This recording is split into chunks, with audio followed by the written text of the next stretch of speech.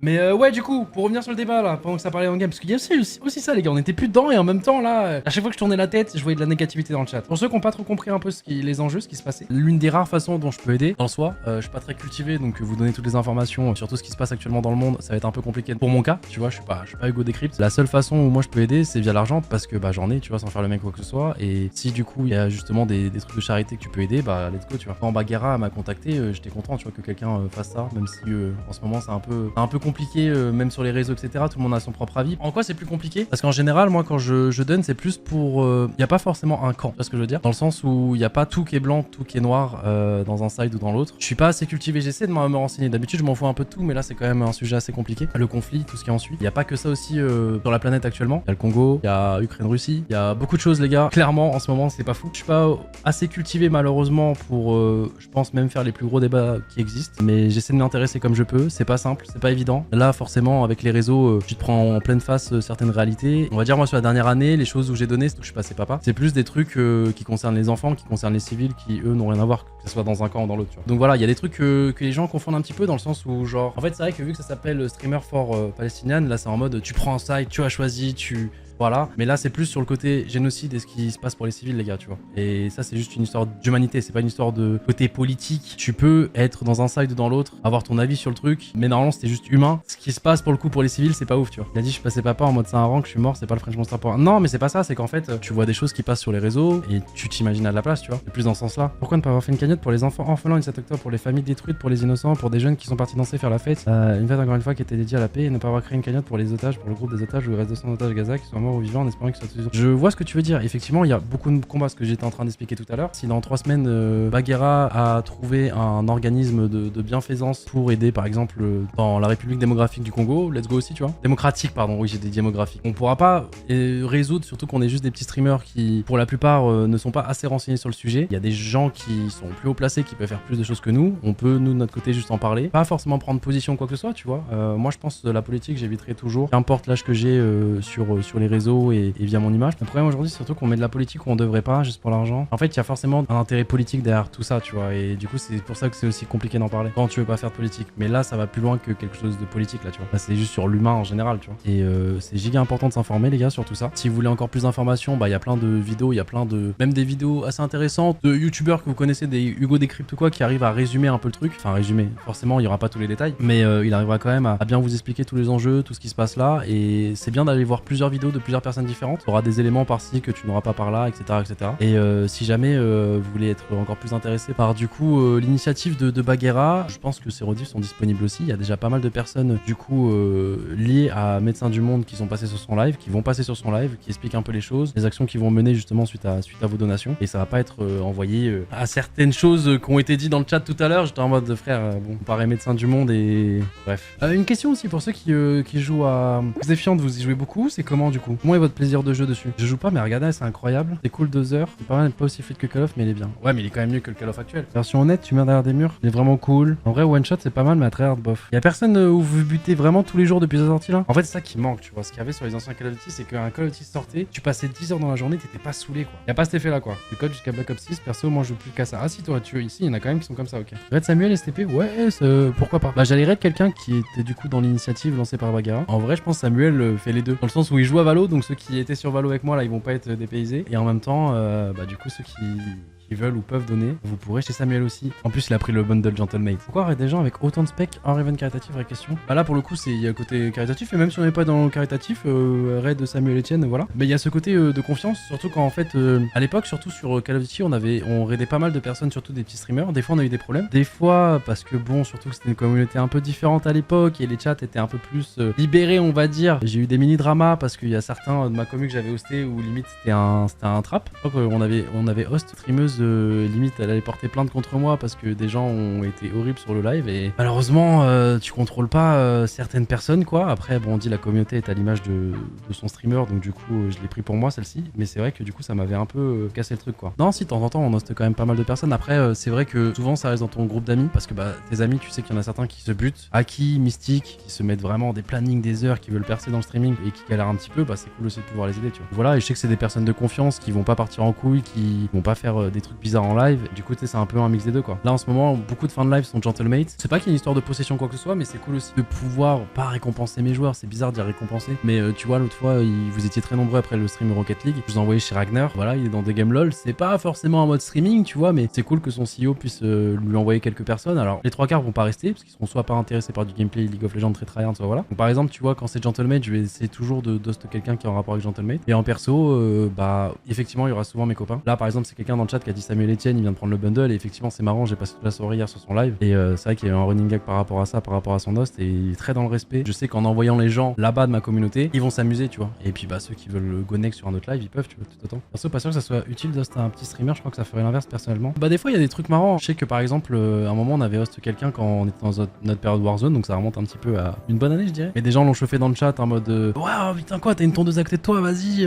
t'es pas capable de faire ça. Ils l'ont chauffé. Et je m'en suis quand même voulu. Le pauvre, il a perdu ses cheveux. Effectivement, sur le moment, il y a plein de gens qui sont amusés. Il y avait 4000 personnes sur son live. Le lendemain, donc de base, c'était un streamer qui avait, je crois, 2 viewers. Le lendemain, il y avait 15-20, tu vois. Mais je suis full à sa chaîne, donc j'ai regardé un peu l'évolution. Et en fait, sur un seul raid, ça, c'est trop dur, tu vois. Genre, j'ai revu il y a pas longtemps et il avait pas tant que ça de viewers, tu vois. Et du coup, c'est trop chiant parce qu'en fait, les raids ne servent pas tant que ça, quoi. Il faut vraiment que le mec sorte du lot de fou. C'est dur, je trouve, Twitch aujourd'hui. C'est très très dur, Twitch. La question initiale qui a lancé tout ça, d'ailleurs, ça a été pourquoi tu hostes déjà des gens pour qui ça marche, entre guillemets, quoi. Et en général, 300 viewers, déjà, ça marche pour toi. Parce qu'il y a des streamers qui sont pas intéressants parce que ça risque d'être méchant, c'est comme si tu regardais un mec qui joue random dans sa chambre, genre, y a pas ce truc qui fait qu'on reste. Ouais, je vois ce que tu veux dire, mais c'est dur, du coup. Et en fait, c'est bizarre de dire qu'il y en a certains qui ont un truc en plus, parce que moi, en soi, j'ai rien en plus, tu vois. Moi, j'ai la chance d'avoir un passé qui fait que, tu vois. Mais en soi, là, aujourd'hui, si je commençais Twitch et qu'un gros streamer me raidait, je passerais de 3 viewers à 3000. Pourquoi tu resterais sur mon live? Tu resterais pas, tu vois. Je suis juste un gars basique qui joue en ascendant 2, pas fou. Arstuck, oui, c'est vrai que je l'ai pas précisé, merci de le rajouter, ça coûte. C'est vrai que c'était une information importante que j'ai oublié de dire. Mais bon, du coup, je me fais raid. Imagine, je suis un, entre guillemets, random. J'ai l'impression que ça fait péjoratif de dire ça. Hop, j'ai 5 viewers, voilà, je suis là en ascendant, je parle avec mes 5 viewers, ok, chill. Il y a moins de gens qui disent que je suis Arstuck. Ça me va, bon deal. Et voilà, on joue, tout ça, machin, etc. Je me fais raid par un gros streamer. Ça vient comme ça, Samuel Etienne. Bah, en fait, je fais quoi du coup pour les nouveaux viewers, leur dire que je suis bon à beaucoup de jeux auxquels je joue? Ah, salut à tous ceux qui viennent de la commu. Alors déjà, j'adore Question pour un champion. Et aussi, si jamais vous voulez savoir, alors je suis challenger sur TFT, je joue à tout type d'FPS. J'ai failli faire une carrière de pro sur Call of Duty, mais malheureusement le jeu, voilà, je suis arrivé un peu en retard. Voilà, et là tu fais ta pub, tu passes pour soit un mec qui a beaucoup d'ego, soit je sais pas, tu vois, c'est bizarre. Tu dois intéresser les gens qui viennent d'arriver. Toi, t'es dans ta game, ça se trouve t'es en train de perdre genre 12-9 et t'es en train de faire une remontada, t'es giga focus, mais tu te prends un raid en même temps. C'est trop dur. Comment tu fais? Tu vas passer juste pour un prover, tu vois, c'est trop dur, les gars. Je te connais depuis tellement longtemps qu'en vrai ton contenu, même si tu manges des kebabs 24 en live, oui, mais voilà, toi ton avis il est faussé. Et merci. J'espère qu'on continuera à manger des kebabs sauce mayo ketchup ensemble très longtemps. Aujourd'hui, si vraiment vous voulez percer, moi je vous conseille tous TikTok, les gars. Si vous êtes assez créatif et voilà, c'est vraiment TikTok. Et ensuite, TikTok, t'essaies de transformer sur les autres plateformes, donc YouTube, Twitch, etc. Twitch, il y a tellement de streamers pour tellement peu de parts du gâteau, c'est horrible. Parce que même ceux qui viennent entre guillemets de nulle part, bah si, ils ont un background. Tu vois, par exemple, Amine, Billy sont arrivés comme ça d'un coup, ils sont installés tranquillement dans les top streamers Twitch, machin, etc. Mais ils avaient un background, tu vois. C'est un autre truc qu'ils ont transformé. Donc du coup, Amine, il écrivait des vidéos pour des youtubeurs. Il savait déjà comment faire. Il avait déjà des contacts, il avait déjà, tu vois. Maintenant, aujourd'hui, il lance n'importe quel live React. Il y a 60 000 personnes minimum. Pendant son match, il a dû faire encore un pic à 500, 600 000. C'est n'importe quoi, les gars. Il a fait un record à 1,2 million sur un match de foot entre influenceurs. Et il a pas pris les influenceurs les plus connus, etc. Il en a pris forcément, voilà, mais il reste dans son groupe d'amis. Franchement, c'est propre. Hein. S'il y a plus de streamers connus, il y a plus de viewers sur Twitch, c'est toujours le même nombre et donc plus split sur chaque live. Non, ça a bien augmenté et je pense qu'on a eu un giga boost à cause / grâce, ça dépend comment tu le prends au Covid. Du coup, il y a beaucoup plus de chances de gens qui ont découvert le côté live. Moi, en fait, ma base, c'est la sœur de Cam parce qu'elle, du coup, elle est pas du tout dans ça. Elle est plus dans télé-réalité, machin, tout ça. Et par exemple, elle regarde tous les lives d'Amine. Et du coup, je lui dis, mais quand t'as fini de regarder un live d'Amine, tu regardes un autre live ou quoi? Elle fait, ah non, je vais juste sur Twitch pour regarder Amine. C'est-à-dire que Amine a amené des nouvelles personnes sur Twitch. Du coup, elle regarde tout son contenu quand c'est du React. Là, je crois qu'elle regarde un peu moins parce que du coup, il a un peu changé de contenu. Mais de base, il a ramené des nouvelles personnes. Enfin, moi, j'en ai ramené potentiellement à une autre époque sur H1Z1, tout ça. Comme Lucas est arrivé avec YouTube et a rendu ça encore plus mainstream aux yeux du grand public. Et puis voilà. Ça, sache que t'as un gros flow vestimentaire vidéo de squeeze. C'est gentil, mon gars. Ils ont été durs avec moi. Mais en vrai, ouais, je peux comprendre. Et des 4, oui, je suis celui, je pense, qui s'intéresse le moins aux vêtements. Je suis plus dans les skins, moi, sur les jeux vidéo ou plus sur Red Shadow. D'ailleurs, la vidéo, elle est bien. Hein, je l'ai vu avec Cam, elle est vraiment bien. Le seul truc, c'est que le tournage était incroyable. Et en fait, les 3 quarts sont cut. Enfin, pas les 3 quarts, j'abuse des 3 quarts, mais. Enfin, par exemple, sur toute la partie Chelsea, j'ai dû lui poser peut-être 15 questions. Il y en a aucune, je crois, qui est restée. Et du coup, t'en as juste l'impression que je suis une plante verte comme ça avec mon portable à côté. Alors que sur mon portable, il y a juste toutes les questions. Vraiment, je l'enchaînais, mais il y a des trucs que tu peux pas mettre. Il y a des trucs, en fait, on a des dossiers sur chacun d'entre nous, un peu privé de joke. Et du coup, t'en rigoles un petit peu. Et il y a quand même pas mal de choses qui sont restées. Hein. Et du coup, c'est assez marrant. Les chiffres, quand même. Oui, mais après, les gars, Red Shadow, c'est un peu différent. C'est sur plusieurs années. Et dites-vous, l'OP m'a rapporté aussi petits chiffres. Je sais que j'en ai déjà parlé, mais au cas où, tu vois. Le seul jeu où t'as mis autant? Ah oui. Non, sinon, après, le jeu où j'ai le plus dépensé, ça doit être Genshin Genshin Impact, pas à 10K quoi. En sachant que j'ai eu beaucoup d'OP sur Genshin Impact. FIFA pareil, je pense pas être à 10K et pourtant j'ai eu des OP. Donc en fait, dans les jeux où j'ai dépensé, je suis rentable. Il y a que Raid vraiment où ça a pris des proportions. En fait, c'est juste que je ne suis pas assez les comptes et vu que c'est plein de microtransactions, je sais pas trop comment c'est géré en compta, machin tout ça, mais dans le sens où genre, j'ai pas la somme exacte, me dit à peu près, tu vois. Et je pense même l'OP elle est quand même worse. Donc même sur Red Shadow, je pense que je suis worse. Mais du coup maintenant ça doit être léger quoi. Et pour le coup, Red Shadow c'était une OP de malade. On n'a pas eu beaucoup des OP comme Red Shadow en termes de revenus générés pour la société. Pourtant, il y a eu des questions qui ont été cut sur la vie. En fait, dites-vous que pour chaque personne, on avait chacun 20 questions chacun. Et tu sais quoi, je vais pas parler des questions des autres, mais je vais plus garder les miennes. Je peux vous en dire certaines qui m'ont pas posé, qui étaient gênantes et qui sont pas dans le montage. Ah si, à un moment c'est chiant, ils m'ont enchaîné sur Red Bull. Ils voulaient me mettre dans la sauce. Et c'est pour ça, Lucas, je pense qu'il l'a pas mis dans. Parce que du coup, ils étaient en mode. Et du coup, Gotha, est-ce que tu penses que Red Bull c'est bon pour le corps? Des trucs comme ça. Et forcément, vu qu'en fait, il y avait un espèce de jeu où on voulait tous chacun se mettre dans la sauce, en fait, forcément, il y a des questions, elles sont pas streamables quoi. Non, et par contre, pour Lucas, je crois qu'il y en a pas tant que ça qui ont été cut. Et vraiment, c'était un super héros quoi. Non, par exemple, il y en a une qui est pas dans le montage et je pense qu'il s'en foutra que je dise qu'elle est pas dans le montage, voilà. Alors, par moment, j'ai voulu le mettre dans la sauce en lui disant Lucas, quand Cassé perd, t'es content ou pas? Et franchement, il a super bien répondu, il était en mode non, quand on n'est pas dans la même ligue, moi je m'en fous complètement. Et je pensais que ça biperait, ça a pas bipé. Genre, giga honnête. Il y a plein de trucs comme ça, tu vois. Et aussi, si toutes les questions étaient mises, la vidéo aurait duré vraiment au moins 3 fois plus longtemps, quoi. Alors, il y en a qui auraient kiffé, bien entendu, mais c'est pas forcément méta YouTube, quoi. Là, ils ont réussi à bien condenser, c'est bien dynamique, la vidéo, elle passe super vite. Moi, à un moment, je me suis dit, attends, mais j'ai vraiment pas posé de questions adjectives parce qu'il me semblait que je l'avais mitraillé de questions. Donc, j'ai revu mon petit doc avec toutes les questions et j'ai revu les questions que j'ai posées. J'ai fait, ok, non, ça c'est normal, ça c'est normal, ok, ça c'est normal. Et ça concerne trop de choses, des fois, même vie privée, etc. Tu vois, c'était un peu trap, quoi. Et du coup, la machine, elle marchait bien ou pas? Non, si, elle marchait très très bien. J'ai essayé justement de la fausser un petit peu, tu vois, genre, parce que tu vois, les questions test, genre, il y avait 2 minutes au moins de questions. Faut vraiment calibrer la machine, tu vois. Faut qu'ils le mettent pas au montage parce que bah, c'est ennuyant, quoi. Et bon, je pense que c'est quand même assez fiable. C'est juste que vu qu'on est dans une vidéo, tu peux divertir aussi, etc. Et des fois, l'expertise, tu sais, ça peut être un peu entre deux dans le sens où tu stresses sur la question parce que c'est un sujet que t'aimes pas. Et après, c'est l'interprétation de la personne qui est derrière l'écran, tu vois. Est-ce qu'il y a une question, tu t'attendais un rouge pour toi et c'est passé en vert tranquille? Ouais, la question sur le code créateur. En vrai, je sais pas exactement, donc je pense que c'est pour ça, je mentais pas. Mais je savais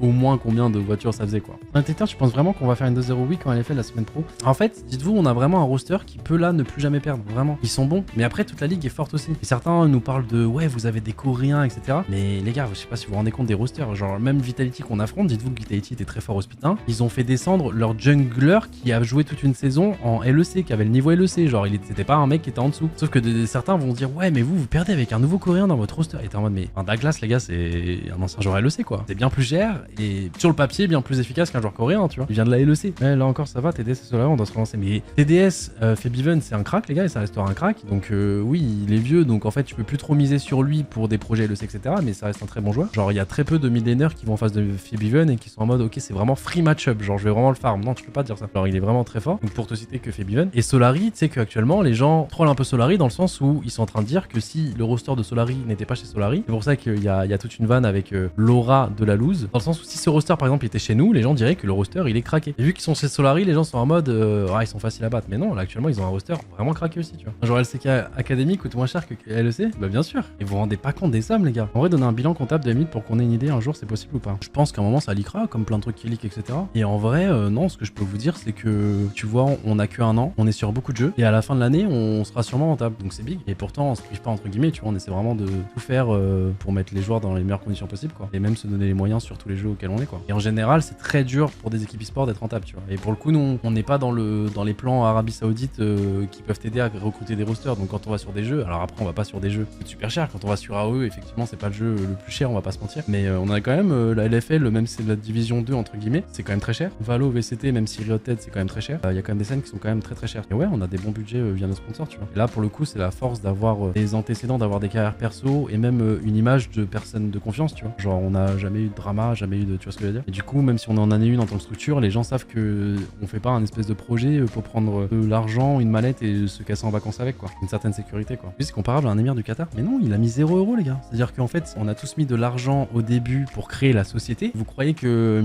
Bon, les gars, demain, on tourne un petit imposteur, comme ça, je vais rémunérer un prochain roster qu'on va prendre sur Smash. J'ai dit Smash pour exemple, parce que comme ça, vous savez que ça arrivera jamais. C'est juste pour l'exemple, du coup. Sur Smash, donc let's go, on y va. C'est pas comme ça que ça marche. Si, allez, le seul truc qu'il a fait, qu'il a pris de son truc perso, c'est pour faire kiffer nos joueurs avec des bagues. Justement, en mode, les gars, vous avez fait un truc de fou pour Gentlemate et les paris qu'il avait fait avec eux pour les chaises. Ça, c'est Lucas. Pourquoi l'argent dans l'e-sport, c'est un sujet tabou? Pas vraiment tabou, c'est juste qu'il y a des trucs qui sont pas publics, tu vois. Là, quand je te parle, j'ai des gens avec moi qui sont CEO de structure qui, eux, potentiellement, voudraient pas que des choses se sachent. Il y a des joueurs qui voudraient pas que je te parle de leur salaire. Ils voudraient pas que toi, tu aies l'information grand public de ce qui touche mensuellement, et qu'il y a plusieurs parties quoi, il y a pas que moi tu vois. Et puis même les gens, toi potentiellement t'es assez compréhensif et tu comprends les enjeux, tu comprends pas mal de choses, d'autres qui sont peut-être plus jeunes qui sont sur live en même temps, si certaines sommes ils vont être en mode what the fuck mais je comprends pas tu vois parce qu'ils savent pas. Est-ce que les joueurs s'ils veulent ont le droit de dire leur salaire? Sur le papier oui mais ça va être pareil, c'est-à-dire que quand tu vas demander à un joueur pareil il va dire est-ce que la structure qui fait tout pour moi veut que publiquement on sache combien il me paye? Ah non. Donc en fait c'est très dur, tu vois en dehors des trucs leaks etc.